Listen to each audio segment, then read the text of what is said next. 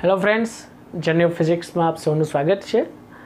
Last लेक्चरनी अंदर આપણે MCQ જોયા હતા મોડર્ન એબીસીના, બરાબર છે। ત્યાર પછી આપણે આગળ કન્ટિન્યુ કરીએ। ઓકે, ચાલો તો ઓકે, આજના લેક્ચરની અંદર આપણે એમસીક્યુ નંબર સ્ટાર્ટ કરીએ 28 થી, બરાબર છે। ચાલો, શું કહે છે કે એક ટાવરની ટોચ પરથી એક પથ્થરને ઉપર તરફ ફેંકતા t1 સમયે જમીન પર પહોંચે છે। ઓકે, શું કરવાનું છે? एक टावरनी टोच पर थी एक पत्थर है। ओके, पत्थर ने शू कर्यो छे? ऊपर फेंक्यो छे। तो त्याथी जमीन पर पहुंचे छे तो केटलो समय लागे छे? t1 समय लागे छे। अने एटला ज वेगथी नीचे तरफ फेंकता t2 समय पहुंचे छे। ख्याल शू कहे छे? दाखला तरीके धारो के आ टावर छे। ओके, अहींया टावर पर आपणे ऊभा छीए। चालो, हवे टावर परथी एक पत्थर जे छे आपणे हाथमां छे एने आपणे ऊपर तरफ फेंकीए छीए आ दिशामां। तो ए ऊपर जईने पाछो नीचे आवे छे। આપણે અમુક વેગથી ફેંક્યો છે, બરાબર? તો ઉપર જઈને નીચે આવે છે અને કેટલો ટાઈમ લાગે છે? t1 સમય લાગે છે। અને એટલા જ વેગથી આપણે એ કોઈ પદાર્થને નીચે ફેંકવામાં આવે, આ રીતે નીચે આમ ઘા કરીને ફેંકવામાં આવે છે તો કેટલો સમય લાગે છે? t2 સમય લાગે છે। રેડી? તો ત્યાંથી મુક્ત પતન કરતા લાગતો સમય, તો હવે કોઈ પદાર્થ જે છે ને અહીંયાથી આપણે મુક્ત પતન કરાવીએ, એટલે પ્રારંભિક વેગ કેટલો હોય? 0 હોય, અને ત્યાંથી આપણે મુક્ત પતન કરાવીએ તો એને અહીંયાથી અહીંયા પહોંચતા કેટલો સમય લાગશે તે આપણે ફાઇન્ડ આઉટ કરવાનો છે। ઓકે, શું કહે છે? એક પદાર્થ જે છે એનું પ્રારંભિક એક વેગ આપું છું, વેગથી ઉપર તરફ ફેંકું છું તો જમીને કેટલા સમય પછી પહોંચે છે? ધારો કે t1 સમયે પહોંચે છે। અને એ પદાર્થને આમ નીચે તરફ, જેટલા વેગથી મેં ઉપર તરફ ફેંક્યો હતો ને એટલા જ વેગથી હું નીચે તરફ ફેંકું છું તો કેટલો સમય લાગે છે? તો કે t2 સમય લાગે છે। તો એટલી ને એટલી ઊંચાઈથી કોઈ પણ પદાર્થને મુક્ત પતન કરાવવામાં આવે તો એને જમીન પર પહોંચતા કેટલો સમય લાગશે, બરાબર? ઓકે, હવે તમે જે યાદ રાખો એટલું યાદ રાખો। એની અંદર 19 નંબરનો મતલબ કે છેલ્લો જે કન્ટેન્ટ છે એ જોવો, સેમ ટુ સેમ છે, બરાબર? તો એની અંદર કીધું છે કે કોઈ પદાર્થને અમુક વેગથી ઉપર તરફ ફેંકવામાં આવે ત્યારે લાગતો સમય t1 હોય, એ જ પદાર્થને અમુક વેગથી નીચે તરફ ફેંકવામાં લાગતો સમય t2 હોય। તો તે જ ઊંચાઈથી પદાર્થને મુક્ત પતન કરાવવામાં આવે તો લાગતો સમય t કેટલો છે? તો કે √t1 × t2 જેટલો હોય છે। ઓકે, 19 નંબરનું છે એટલું યાદ રાખો, એની અંદરનો જો ઓકે મોડર્ન એબીસી જે છે એની અંદર 19 નંબરનો જે મુદ્દો જે છે એટલું યાદ રાખો, એની અંદરનો મુદ્દો જે છે એ આવડો છે, બરાબર? ઓકે, તો તમારે શું કરવાનું છે? હવે આવડે વસ્તુ હાસ્યમાં લખી નાખવાની છે, અથવા તો તમે આવડે વસ્તુ જે છે ને એને હાઇલાઇટ કરી નાખો। ઓકે, પેનોથી અલગ પ્રકારની પેનોથી બોક્સ બનાવીને હાઇલાઇટ કરી નાખો, કેમ કે આપણે સ્પેશિયલી સૂત્ર જ પૂછેલું છે। રેડી? ખ્યાલ આવે છે? ઓકે, આ એક સૂત્ર છે કે ભાઈ ઉપર ફેંકો ત્યારે જમીન પર પહોંચતા લાગતો સમય t1 હોય, નીચે તરફ ફેંકો ત્યારે જમીન પર પહોંચતા લાગતો સમય t2 હોય। તો એટલી ઊંચાઈથી મુક્ત પતન કરવામાં આવે તો એ પદાર્થને જમીન પર પહોંચતા લાગતો સમય જો t હોય તો t √t1 t2। ઓકે, આ સૂત્ર છે આપણું। ઓકે, બરાબર? 19 મેં કીધું 19 નંબરનો પોઈન્ટ તમે જોઈ શકો છો મોડર્ન એબીસીની અંદર, બરાબર? અને આપણે શું કરીએ છીએ? જેમ પોઈન્ટ ચાલે, જ્યારે ઉપયોગી છે ત્યારે આપણે લખાવીએ છીએ, બરાબર? બાકીના અત્યારે આપણે એવું ચેપ્ટર છે કે જેની અંદર આપણે મોડર્નના છે કે આપણે જે એનસીઈઆરટીના છે, નોર્મલી આપણે મુદ્દાઓ સમાન જ છે, એટલા માટે થઈને આ ચેપ્ટરની અંદર વધારાની થિયરી નથી થઈ આપણે, બાકી બીજા ચેપ્ટરોની અંદર ઘણી બધી થિયરીઓ થશે। રેડી? પણ આ ચેપ્ટરની અંદર વધારાની થિયરીઓ નથી, અને જે વધારાના મુદ્દાઓ જે છે એ એક સાથે લખાવા કરતાં જ્યારે એનો દાખલો આવે ને ત્યારે હું તમને હાસ્યમાં ઉપર લખી નાખવાનું કહું છું। તો અત્યારે તમે આવડો પોઈન્ટ જે છે ઓકે નીચે ક્યાંય હોય તો ઉપર હાસ્યમાં લખી નાખો આવડો પોઈન્ટ। ઓકે, નહીં તો મેં કીધું એમ ડાયરેક્ટ સૂત્ર જ આપી દીધું છે તો તમે એને જ હાઇલાઇટ કરી નાખો। ઓકે, બોક્સ બનાવીને કે ભાઈ એક પ્રકારનો મુદ્દો જ છે, ઓકે, સૂત્ર જ પૂછેલું છે કોઈ। રેડી? ઓકે, ચાલો તો ઓકે, તો આપણે 28 નંબરનો એમસીક્યુ કમ્પ્લીટ। ચાલો, ઓકે, આગળ જોઈએ આપણે શું કહે છે? એક પદાર્થને સ્થિર સ્થિતિમાંથી સુરેખ પથ પર ગતિ કરે છે। એક પદાર્થ છે, સ્થિર સ્થિતિ છે, ત્યાંથી શું કરે? સુરેખ પથ પર ગતિ કરે છે। તો ઓકે, પ્રવેગી ગતિ કરે છે। તો v વર્સિસ x નો આલેખ નીચેનામાંથી કેવી ગતિ કરે છે? પ્રવેગી ગતિ કરે છે, બરાબર? પદાર્થ કેવી ગતિ કરે છે? પ્રવેગી ગતિ કરે છે। ઓકે, રકમની અંદર આપેલો પદાર્થ પ્રવેગી ગતિ કરે છે। રેડી? મતલબ કે આપણને ખ્યાલ આવે એમ જોઈ શકીએ આપણે, તો એના માટે આપણે શું કરવાનું છે? વેગ વિરુદ્ધ સમયનો આલેખ હોય તો વેગ વિરુદ્ધ સમયનો આલેખ તો આપણને ખબર છે, નિયમિત પ્રવેગી ગતિ કરતા પદાર્થ માટે વેગ વિરુદ્ધ સમયનો આલેખ આવો આવે. પરંતુ આપણે પૂછ્યું વેગ વિરુદ્ધ અંતરનો આલેખ દોરો. ઓકે, વેગ વિરુદ્ધ અંતરનો અથવા તો સ્થાનાંતરનો આલેખ દોરો. તો સ્ટાર્ટિંગમાં વેગ 0 હોય ત્યારે કરેલું સ્થાનાંતર પણ 0 હોય. સ્ટાર્ટિંગમાં સ્થિર સ્થિતિમાં છે તો કન્ફર્મ પ્રારંભિક વેગ કેટલો હશે? 0 છે. જ્યારે અંતર 0 કાપ્યું હોય ત્યારે તો આલેખ જે છે આપણો 0 0 થી જ સ્ટાર્ટ થશે. બરાબર. અમુક વેગથી ગતિ કરતો હોય પછી પાછો એનો આલેખ પ્રવેગી ગતિ કરે છે, પહેલાં નિયમિત વેગથી ગતિ કરે પછી પાછો પ્રવેગી ગતિ કરે છે તો 0 થી સ્ટાર્ટ નહીં થાય. પરંતુ સ્થિર સ્થિતિમાંથી સ્ટાર્ટ કરે એટલે વેગ તો 0 સમયે 0 અંતર કાપ્યું છે ને વેગ પણ કેટલો છે? 0. તો 0 થી સ્ટાર્ટ થશે. બરાબર. તો આપણે A, B, C, D માંથી આપણે વેગ વિરુદ્ધ સમયનો આલેખ સાચો કયો છે એ પસંદ કરવાનો છે. તો એટલું તો કન્ફર્મ થઈ ગયું કે આપણે 0 0 માંથી આલેખ પસાર થવો જોઈએ.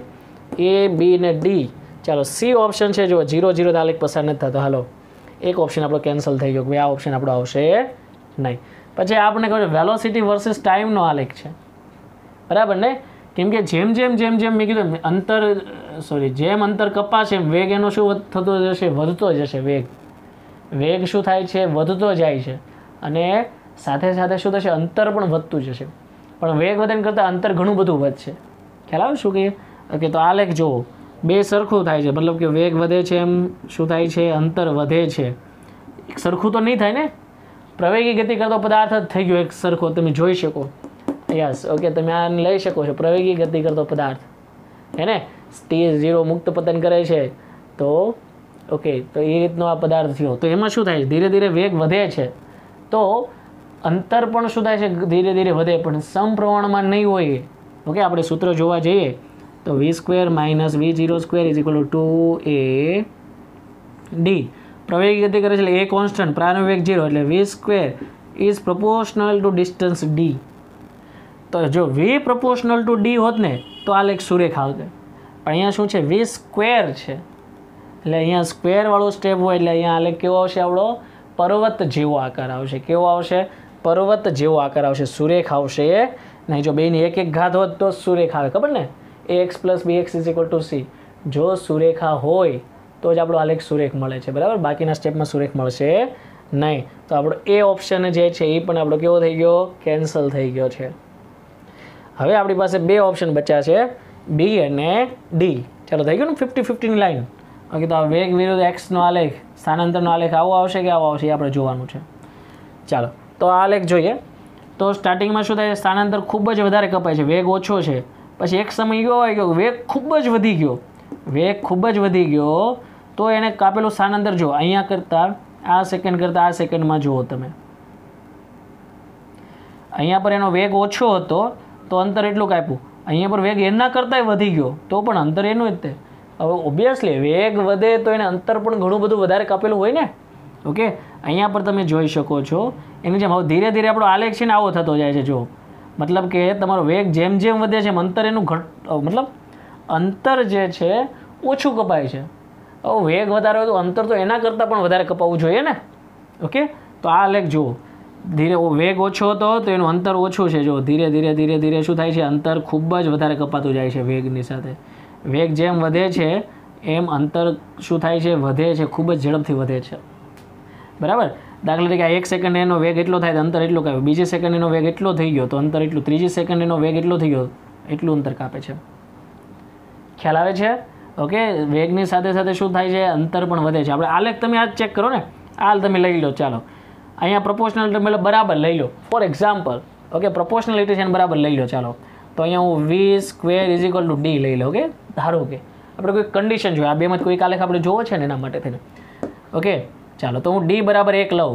ઓકે, D = 1 લઉં. D ની વેલ્યુ અને અહીંયા V ની વેલ્યુ. બરાબર. ચાલો, V ની વેલ્યુ હું 1 લઉં તો D² ની વેલ્યુ કેટલી થશે? 1. V ની વેલ્યુ હું 2 લઉં તો D ની વેલ્યુ કેટલી થાય? 4 થાય. કેમ કે D એટલે V² છે ને. V ની વેલ્યુ હું 3 લઉં તો અમારે D કેટલા થશે? 3 નો વર્ગ 9 થશે. તો આ 1 2 ને 3 આવે છે એની વેલ્યુ આ 1 4 ને 9 થાય. ચેક કરો આલેખ. અહીંયા 1, અહીંયા 2 અને અહીંયા 3 આવે. બરાબર. સરખા ગાળા લેજો 1 2 3. તો અહીંયા 1 2 3 4 5 6 તમે આલેખ દોરશો તમને ખ્યાલ આવશે આ આલેખ આવે છે. બરાબર આપણું. ઓકે, ચાલો, જો આ 1 આ 2 દોર્યો છે ને આ 3 દોર્યો છે. બરાબર. તો એની હિસાબે છે 1 2 3 4, અહીંયા આવ્યું 5 6 7 8 9 એમ આવે છે. રેડી? ઓકે. તો આલેખ કેવો થાય છે આપણો? પરવલય આકાર થાય છે ને આવો પરવલય આકાર આપણો થશે. મેં કીધું એમ આના પ્રમાણે તમે ગ્રાફ દોશો તમને ગ્રાફ આવો મળશે. હા, આ હજી એક તમે લખી દો 0 એ 0, 0 એ 0, બરાબર. તો તમે આવો પોઈન્ટ લઈને તમે ગ્રાફ દોરો 100% તમારો ગ્રાફ આવો થશે. તો આન્સર કયો આવશે આપણો? બી આન્સર આવશે. રેડી? કેમ કે જેમ વેગ કરતાં શું થાય છે? અંતર આપણું વધતું જશે સમયની સાથે. પ્રવેગી ગતિ કરે છે કે નહીં? તો પહેલી સેકન્ડમાં એને કાપેલ અંતર કરતાં બીજી સેકન્ડમાં કાપેલ અંતર વધારે હશે. ઓકે, ચાલો. 2 MCQ કમ્પ્લીટ. ચાલો ત્યાર પછી જોઈએ MCQ નંબર 30. શું કહે છે આપણને? તો કે એક પદાર્થનો વેગ વિરુદ્ધ સમયનો આલેખ આપેલો છે. ઓકે, એક પદાર્થનો વેગ વિરુદ્ધ સમયનો આલેખ આપેલો છે. તો પ્રવેગ વિરુદ્ધ સમયનો આલેખ દોરો, અથવા નીચેનામાંથી કયો ઓપ્શન છે તે આપો. શેનો આલેખ છે? વેગ વિરુદ્ધ સમયનો આલેખ છે. તો પ્રવેગ વિરુદ્ધ સમયનો આલેખ દોરવાનો છે. ચાલો તો આપણે દોરીએ. આ બાજુ પ્રવેગ છે ને આ બાજુ ટાઈમ છે. રેડી? તો આવો ગ્રાફ હોય તો પદાર્થ જે છે કેવી ગતિ કરે છે? વેગમાં વધારો થાય છે. અને સુરેખ છે તો આને કહેવાય નિયમિત પ્રવેગી ગતિ કરે છે. પદાર્થ કેવો કહેવાય? નિયમિત પ્રવેગી. મતલબ કે પ્રવેગ કેવો હશે? ફિક્સ હશે. બરાબર ને? નિયમિત પ્રવેગી ગતિ કરે છે. આપણે બરાબર મુક્ત પતન કરતો પદાર્થ નિયમિત પ્રવેગી ગતિ કરે તો એનો પ્રવેગ વર્સિસ ટાઈમનો આલેખ કેવો હતો? સીધો આવ્યો હતો કે નહીં? બરાબર. એ પ્રતિ મતલબ કે એમાં માઇનસ હતા પ્રવેગ, એટલે -9.8 લીધા એટલે નીચે આવ્યા હતા. પણ અહીંયા પ્રવેગી ગતિ કરે છે મતલબ કે પ્લસ છે. તો આપણો આલેખ કેવો આવશે? 0 થી લઈને a સુધીનો એટલો આલેખ આવશે. હવે અચાનક a થી લઈને b સુધી શું કરે છે? ચેક કરો. પ્રતિ પ્રવેગી ગતિ કરે ને? કેવી ગતિ કરે છે? પ્રતિ પ્રવેગી. મતલબ કે પ્રવેગી ગતિ છે પણ જે દિશામાં પહેલા ગતિ કરો તો એનાથી વિરુદ્ધ દિશામાં. એટલે વેગ ધીરે ધીરે ધીરે ઘટીને શૂન્ય થઈ ગયું. પહેલાં જે દિશામાં વેગ હતો એનાથી વિરુદ્ધ દિશામાં વેગ વધે. તો અહીંયા પર તમે ચેક કરી શકો છો. બરાબર. તો હવે કેવો આવ્યો? અહીંયાથી અહીંયા સુધી પ્રવેગ કેવો થઈ ગયો? ઋણ થઈ ગયો. જો ચેક કરો. અહીંયાથી અહીંયા સુધી પ્રવેગ કેવો થઈ જાય છે? આપણો ઋણ થઈ જાય છે. બરાબર ને? અહીંયા પર આગળ તે. ઓકે, ચાલો. તો અહીંયાથી અહીંયા પ્રવેગ કેવો થઈ ગયો? ઓન ધી સ્પોટ ઋણ થઈ જાય છે. બરાબર. તો આપણો પ્રવેગ કેવો થઈ જાય? ઋણ થઈ ગયો. કેમ કે અહીંયા પર પ્રવેગ એ હતો, નિયમિત પ્રવેગ એ હતો, તો અહીંયા પર માઇનસ એ થાય ને. તો અહીંયા પર જો એ હતો પોઈન્ટ તો અહીંયા પર minus A point on the spot છે. એટલે જેવો એ ટાઈપ બિંદુએ પહોંચ્યો એટલે માઇનસમાં થઈ ગયો જો ગ્રાફ. એટલે હવે ત્યાંથી બાકીનો ગ્રાફ અહીંયા આ રીતે આગળ વધે છે. ખ્યાલ આવે છે બધાને? પાક્કું? ચાલો હવે જે દિશામાં તો એનાથી વિરુદ્ધ દિશામાં છે ને, તો અહીંયા પ્રવેગનું મૂલ્ય જે છે વેગમાં શું થાય છે? અહીંયામાં જોવા જાઓ તો વેગમાં વધારો થાય છે, પરંતુ કઈ દિશામાં? ઉલટી દિશામાં ને. એટલે તમે અહીંયા પર 0 છે અને અહીંયા પર દાખલા તરીકે -5 છે, અંતિમ વેગ -5 અને પ્રારંભિક વેગ 0 છેદમાં t કરો તો જવાબ તો કેવો થાય? પ્રતિ પ્રવેગી જેવો જ આવે છે જવાબ. બરાબર. એટલે b સુધી આપણો ગ્રાફ આવો આવશે. પછી b થી લઈને c સુધીનો જે ગ્રાફ જે છે એમાં પદાર્થ કેવી ગતિ કરશે? પાછો હતો એને દિશામાં થશે એટલે પ્રવેગી ગતિ કરે છે એમ કહેવાય. એટલે પાછો ગ્રાફ ઓન ધી સ્પોટ આપણો પ્રવેગ ગતિ એ જેટલા પ્રવેગથી ગતિ કરવા લાગે છે. રેડી? કોઈ દિવસ આપણો ગ્રાફ આવો નહીં આવે. પ્રવેગ જે છે વધતો ઘટતો જતો નથી આપણો પ્રવેગ. ચેક કરો આમાં શું થાય છે? પ્રવેગની વેલ્યુ વધે છે એ વર્સિસ ટાઈમના ગ્રાફમાં. સમયની સાપેક્ષમાં પ્રવેગ વધે છે એવું થતું જ નથી. વેગ વધે છે, પ્રવેગ તો કેવો છે? અચળ રહે છે. આને કહેવાય ને નિયમિત પ્રવેગી ગતિ કરે છે પદાર્થ એમ. તો વેગ વધે છે, પ્રવેગ કેવો રહે છે? અચળ રહે છે. એટલે ગ્રાફ હંમેશા આ રીતનો આવશે અચળ માટે. તો પછી અહીંયા પ્રવેગ પાછો માઇનસ થઈ જાય છે તો ગ્રાફ માઇનસમાં એ થઈ જાય ને એટલે અહીંયા આવશે. ખ્યાલ આવે છે શા માટે આપણે આવો ગ્રાફ સિલેક્ટ કર્યો? અને આવો તો બિલકુલ નહીં આવે. કે આમાં શું થાય છે? પ્રવેગ વધતો જાય વધીને મેક્સિમમ, ઘટતો જાય ઘટીને 0 પછી માઇનસ થઈ જાય. પ્રવેગ નથી ફેરફાર થતો, વેગમાં ફેરફાર થાય. એટલે પ્રવેગ કેવો છે? અચળ રહે છે. ક્લિયર? ખ્યાલ આવ્યો? તો આ રીતનો ગ્રાફ આમાં મળશે આપણને. ઓકે, ચેક કરો કયો આલેખ આપણે કયો આન્સર આવશે. ઓકે, તો એમાં આઈ થિંક સી આન્સર આવે છે. બરાબર. ચાલો ત્યાર પછી 32 નંબરનો ક્વેશ્ચન અને 37 નંબરનો ક્વેશ્ચન છે સેલ્ફ પ્રેક્ટિસ માટે, મતલબ કે જાતે કરવાના. આગળના તમને જે મેં MCQ કરાવ્યા ને એ MCQ જોશો ને તો એની અંદર આવી જ ગયેલા છે, ખાલી એમાં રકમ ફેરફાર છે. બરાબર. એટલા માટે આ 2 MCQ એવા છે કે જેમાં રકમમાં ફેરફાર કરેલો છે એટલે બંને તમારાથી થઈ જશે. બરાબર. તો બંને MCQ જાતે કરવાના છે. 32 નંબરનો અને 37 નંબરનો MCQ બંને શું કરવાના છે? જાતે કરવાના. કીધું એમ MCQ આપણે કરાવેલા જ છે એ મેથડના થઈ ગયેલા, ખાલી રકમમાં ફેરફાર આવ્યો. 32ના બદલે 5 આપ્યો અને 5ના બદલે 10 આપ્યો, એટલો જ ફેરફાર છે. બરાબર થઈ જશે 32 નંબરનો અને 37 નંબરનો MCQ. ઓકે ચાલો ત્યાર પછી આગળના દાખલાઓ જોઈએ આપણે. 36 નંબરના MCQ. વચ્ચેના MCQ જે છે આગળ જ્યારે 3 લેક્ચર આપણે લીધા હતા ને JEE નીટના ત્યારે કમ્પ્લીટ કરેલા છે. બરાબર.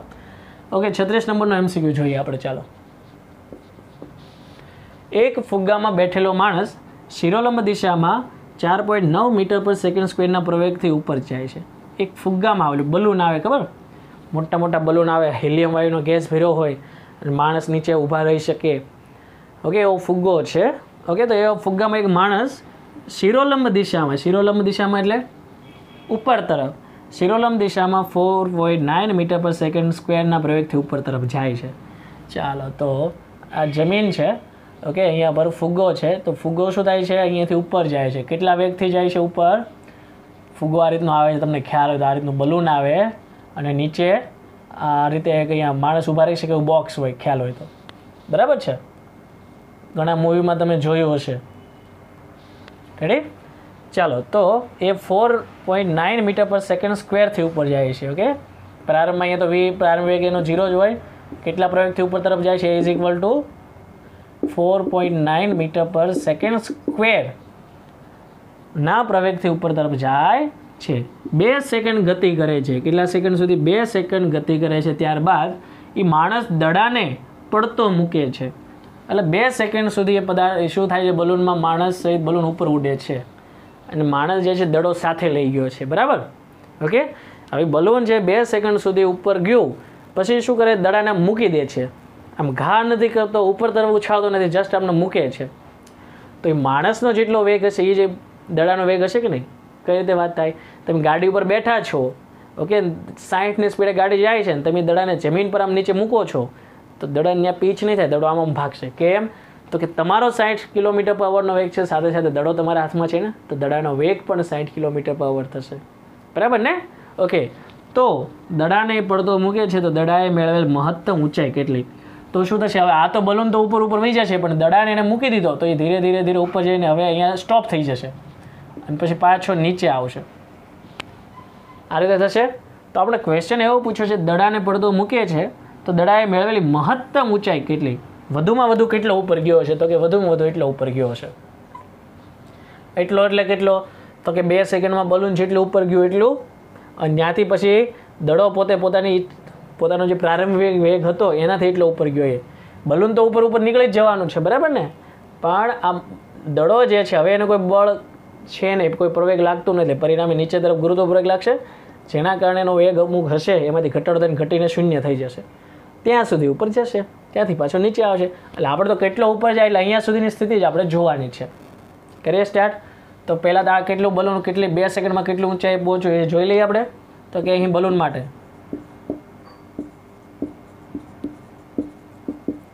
પ્રવેગ કેટલો છે? 4.9 મીટર પર સેકન્ડ સ્ક્વેર. ઓકે પ્રારંભમાં ઉપર જાય છે એનો પ્રવેગ છે. આમાં પછી પૃથ્વીનો ગુરુત્વાકર્ષણ પ્રવેગ નહીં આવે, ગુરુત્વાકર્ષણ પ્રવેગ.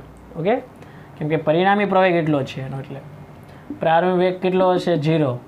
ઓકે તો આપણે કેટલી હાઇટ પ્રાપ્ત કરી છે એ ઊંચાઈ એ શોધીએ. તો કે એ ઊંચાઈ એટલી હશે અહીંયાથી પ્રાપ્ત કરેલી, આપણે એને h1 કહી દઈએ. ચાલો. અને ટાઈમ આપણને આપેલો છે બરાબર 2 સેકન્ડ. ટાઈમ t બરાબર 2 સેકન્ડ. બરાબર 2 સેકન્ડ બાદ એ દડાને છોડે તો 2 સેકન્ડ સુધી તો દડો પણ સાથે સાથે ઉપર જ ગયો ને. બરાબર. તો આપણે ડિસ્ટન્સ શોધવું છે કે નહીં? ડિસ્ટન્સ શોધવા માટે 2 સૂત્રો છે. એક છે v² - v0² બરાબર 2ad, પણ આમાં મારી પાસે અંતિમ વેગ નથી તો એ છોડો. બીજું સૂત્ર છે d બરાબર v0t + 1/2 at². તો આમાં ડિસ્ટન્સ મળી જશે આપણને. ડિસ્ટન્સ d બરાબર આ તો 0, 1/2 ના 1/2 a એટલે કેટલા છે? 4.9. t કેટલા છે આપણી પાસે? 2 સેકન્ડ એટલે 2 × 2. એકવાર 2 ગયા. સો ડિસ્ટન્સ કેટલું થયું? આ 4.9. તો એનું ડબલ કરો એટલે કેટલું થાય? 9 × 2 = 18 અને 9.8 થશે. બરાબર 9.8 મીટર. તો અહીંયાથી કેટલા ઉપર ગયા? એ બલૂન કેટલું ઉપર ગયું? 9.8 મીટર ઉપર ગયું. હવે 9.8 મીટર ઉપર ગયું પછી દડાને એ શું કરે છે? છોડી દે છે. છોડી દે એટલે મૂકી દે છે. તો એનો અંતિમ વેગ તો હશે ને, અહીંયા જેટલો બલૂનનો અંતિમ વેગ હશે એટલો જ દડાનો વેગ રહી ગયો હશે. બરાબર.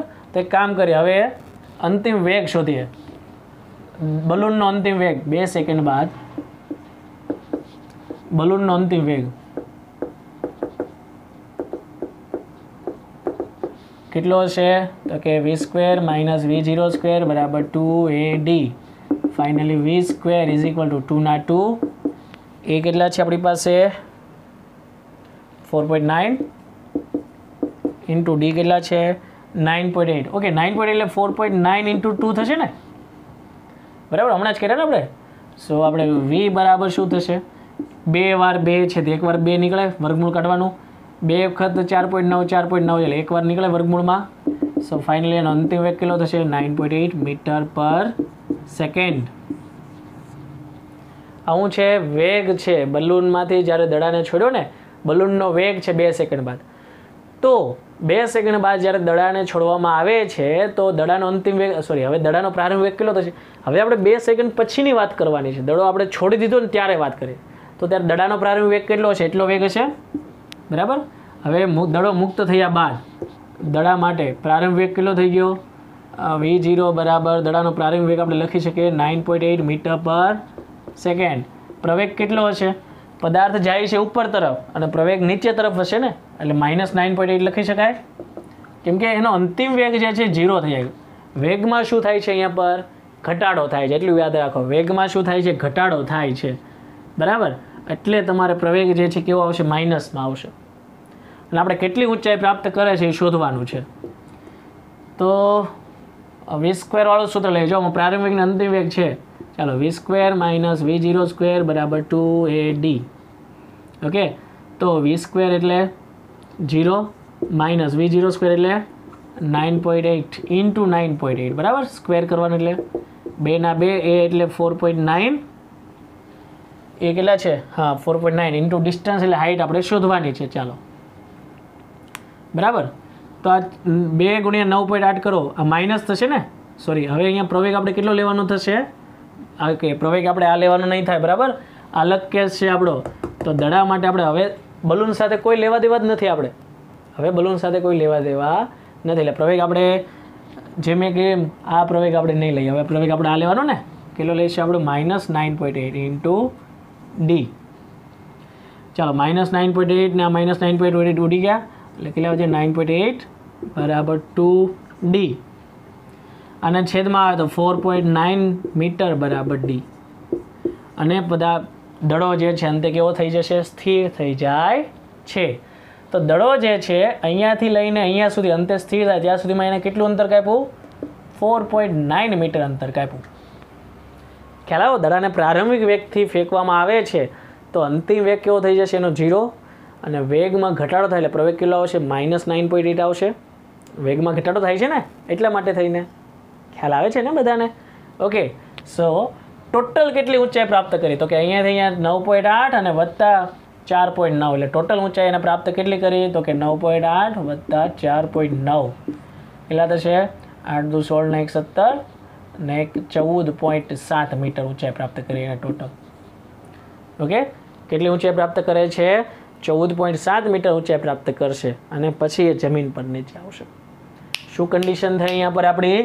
તો કે બલૂનની અંદર તો એ 9.8 મીટર સુધી તો બલૂનની સાથે જ ગયો. હવે 9.8 એટલે 2 સેકન્ડ પતી ગઈ. ત્યાર પછી ઓલો વ્યક્તિ દડાને મૂકી દે છે તો દડો ડાયરેક્ટ નીચે નહીં જાય. આ રીતે ગતિ કરતો હોય અને આમાંથી વચ્ચે કોઈને છોડી દેવામાં આવે તો એ શું થશે? આ દડો છે આ રીતે ઉપર ગતિ કરે, દડાને છોડી દેવામાં આવે તો દડો આમ થોડોક ઉપર થઈને પછી નીચે આવશે.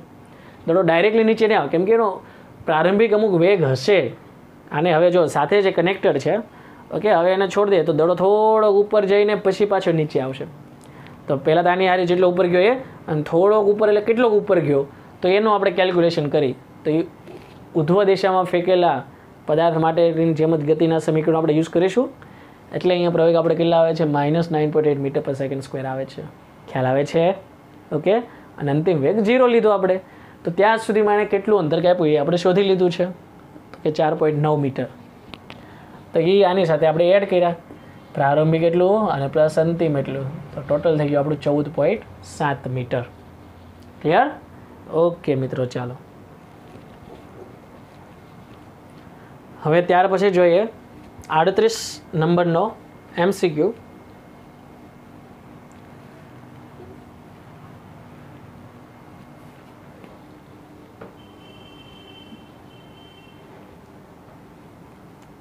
ચાલો તો શું કહે છે, એ બાજુવાળા ચોરસના 4 ખૂણા ઉપર છોકરા ઊભા છે. એક ચોરસ છે, ધ્યાન આપજો, ખાસ ધ્યાન આપજો, ચોરસ છે બરાબર. એ બાજુવાળો ચોરસ છે, એના 4 ખૂણા કયા કયા છે તો કે ABCD બરાબર. અને ત્યાં પર 4 છોકરા ઊભા છે. ચાલો આ એક છોકરો અહીંયા પર ઊભો છે, બીજો છોકરો અહીંયા પર ઊભો છે. ઓકે, આ જમીનમાં આમ આડું છે, આમ સીધું નથી રાખવાનું, જમીન પર આડું છે. આપણે કેમ 4 છોકરા આ રીતે ઊભા હોઈએ એમ 4 છોકરા ઊભા છે બરાબર છે. ગ્રાઉન્ડની અંદર કેમ ઊભા હોય, 1 2 3 ને 4 છોકરા ચોરસ પાસે એ રીતે ઊભેલા છે. હવે બધા V વેગથી દોડે છે. હવે દોડે છે તો કઈ રીતે દોડે છે તો કે એ જે છે એ B તરફ દોડે છે. એ કોની બાજુ દોડે છે, B બાજુ દોડે છે.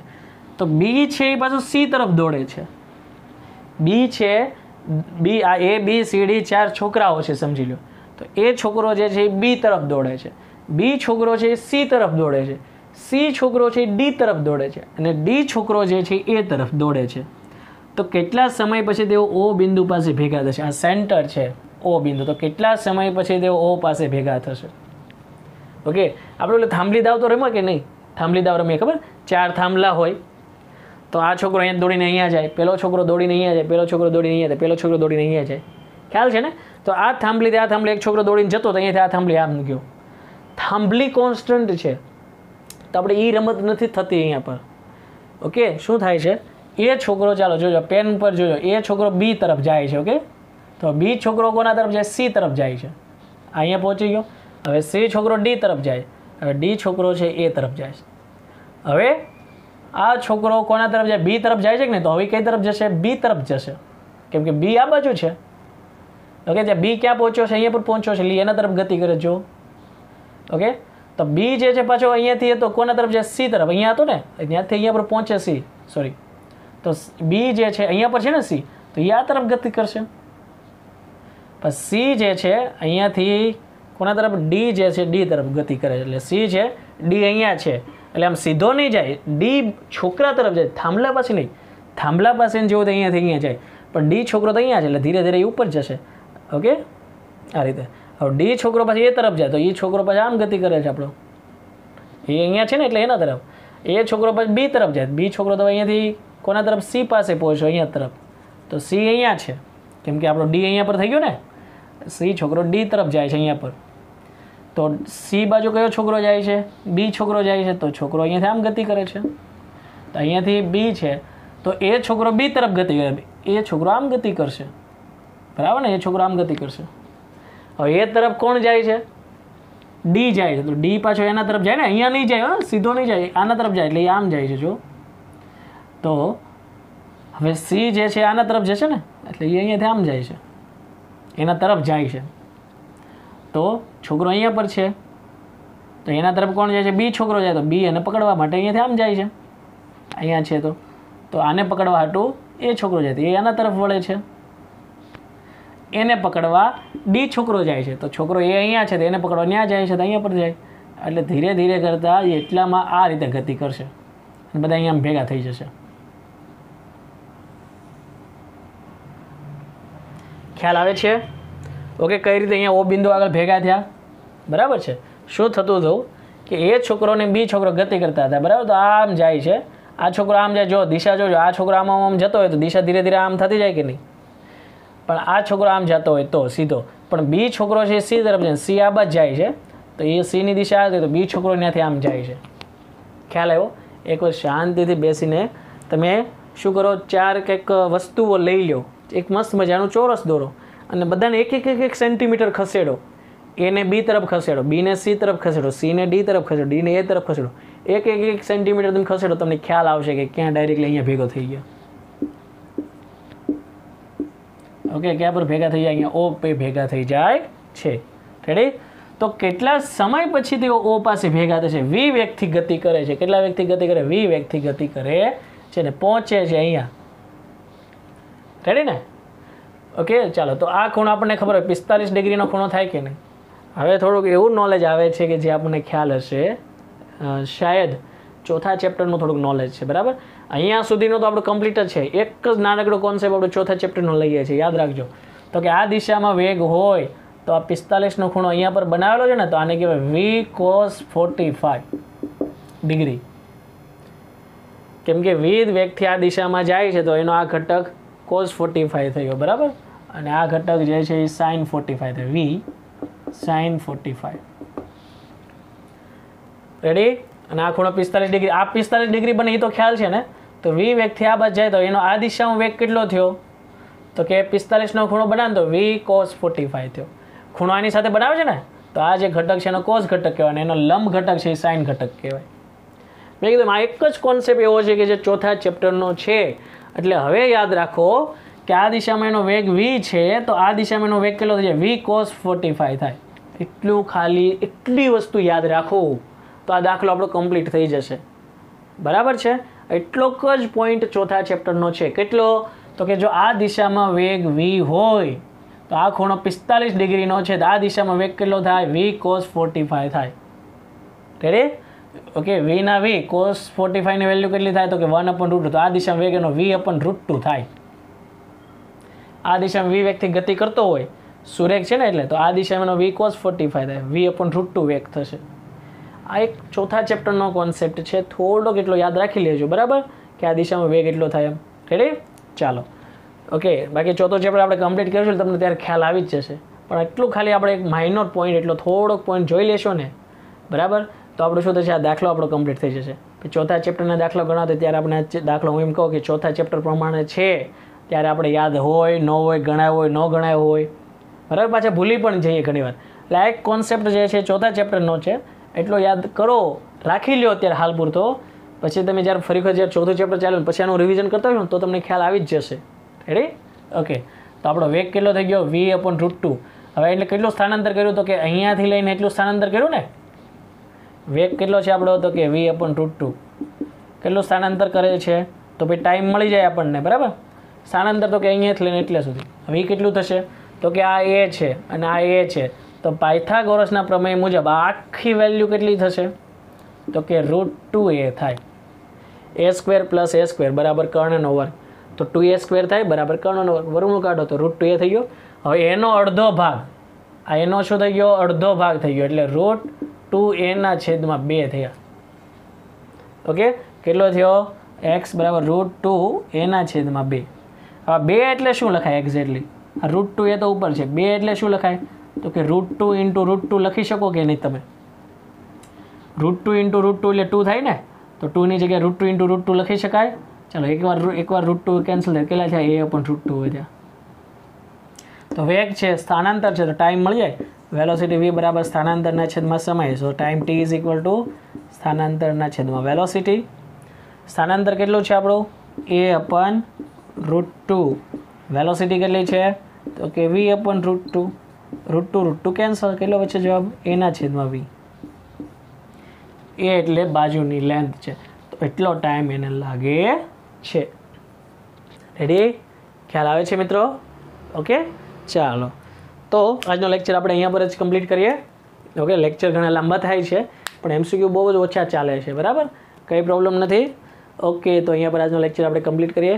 Okay friends, thank you.